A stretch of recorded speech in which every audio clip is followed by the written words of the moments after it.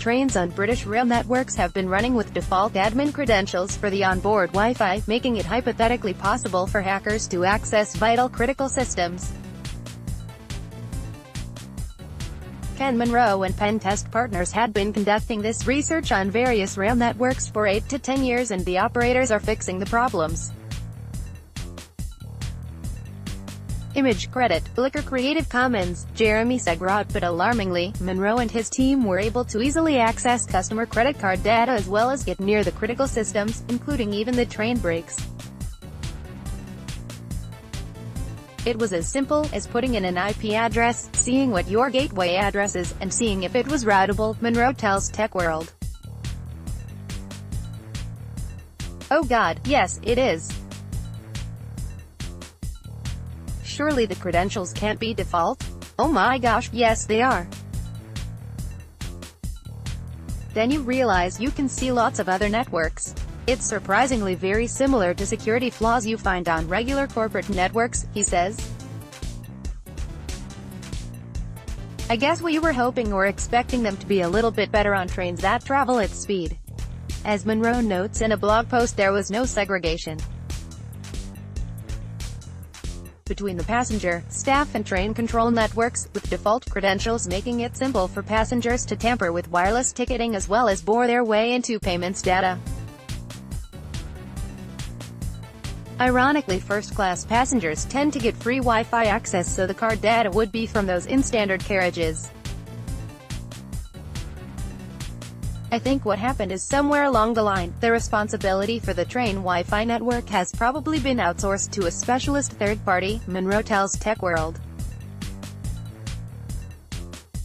And somewhere on the line someone has forgotten to lock down those routers.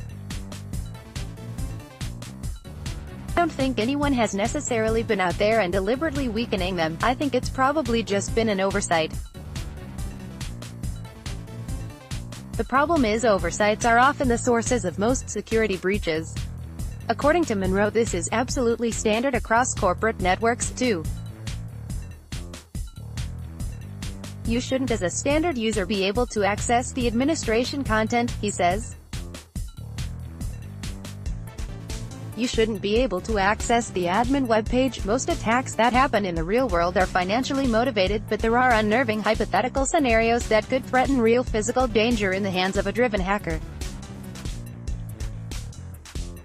The bit that alarmed me was the fact we could see some of the train systems, Munro says. Now that is worrying. There's potential for touching industrial control systems, operational technology on a train. That bothered me the most.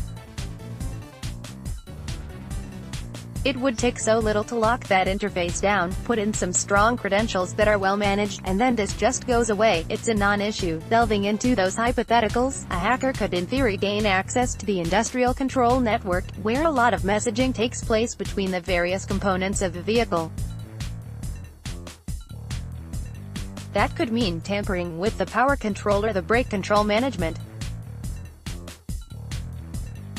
When most trains are in transit at over 70 miles per hour, it's impossible to apply maximum braking force because this could lock the wheels, so there is usually a type of managed anti-lock braking on board the vehicles. That does have a degree of electronic supervision, Munro says. So imagine you could override that and modify the behavior of the braking systems. That's as bad as it gets, I think. This is very hypothetical. I don't want to say all braking systems can be hacked, but if suitable controls hadn't been put in place, these are all plausible. TechWorld has previously covered the cyber defense systems that are in place on planes and in the maritime industry. Consumer travel like passenger aircraft and cruise ships tend to have a high degree of cybersecurity controls, and make use of the latest network segmentation technologies to isolate any potential attackers. Why are trains any different? The answer could lie in the everyday mundanities of rail travel. I don't think anyone's really thought about it, and that's like most security flaws, Munro explains. Did anyone when Wi-Fi was being sourced remember to ask the question about security?